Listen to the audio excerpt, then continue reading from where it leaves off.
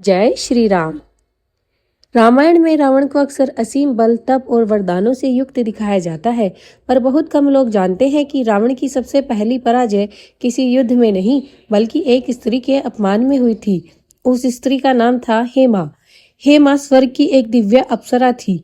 वह केवल सौंदर्य की प्रतिमा नहीं थी, वह ब्रह्मचर्य, मर्यादा और आत्मसम्मान में स्थित थी।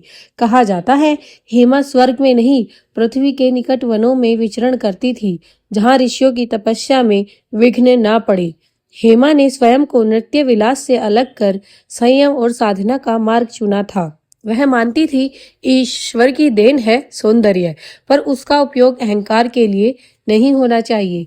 इसी कारण वह घने वन में अकेली रहा करती थी। एक दिन अपने दिग्विजय अभियान के दौरान रावण उस वन में पहुंचा। उसकी दृष्टि हेमा पर पड़ी। रावण, जो देवों को भी ललकार चुका था, आज एक अप्सरा के सामने अपने संयम को भूल बैठा। उसने हेमा से कहा, तू मेरी रानी बनेगी, मैं लंकेश्वर हूँ। मेरे आगे कोई भी ना करने का साहस नहीं करता।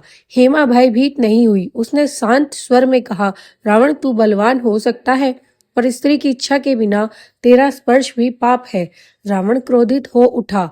उसने बलपूर्वक हेमा का अपमान करने का प्रयास किया। उसी क्षण हेमा ने अपनी तपस्या की शक्ति से रावण को शाप दिया, हे दशानन, आज से तू किसी भी स्त्री को उसकी इच्छा के विरुद्ध स्पर्श भी नहीं कर सकेगा।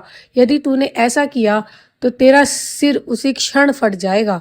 यह कोई साधारण शाप नहीं था, यह तब पवित्रता और आत्मबल से निकला वचन था। रावण क्रोध में सीधे ब्रह्मलोक पहुंचा और ब्रह्मा से शिकायत की, पर ब्रह्मा ने कहा, रावण, यह शाप नहीं, तेरे कर्मों की सीमा है। जो स्त्री स्वयं न चाहे, उस पर अधिकार किसी वरदान में भी नहीं लिखा जा सकता।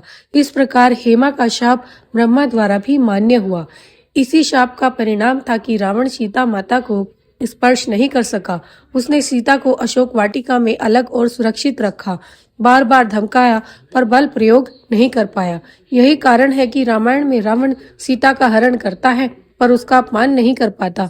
कहा जाता है हेमा ने अपना शेष जीवन तपस्या में बिताया और अंततः अप्सरा लोक से मुक्त होकर उच्च लोक को प्राप्त हुई।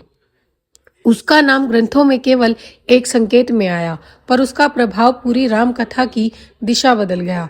शक्ति पर भी मर्यादा का शासन होता है। स्त्री की इच्छा सर्वोपरि है। तप और आत्मबल सबसे बड़े अस्त्र है, और रावण जैसे महाबली को भी एक नारी के वचन ने बांध दिया। जय श्री राम।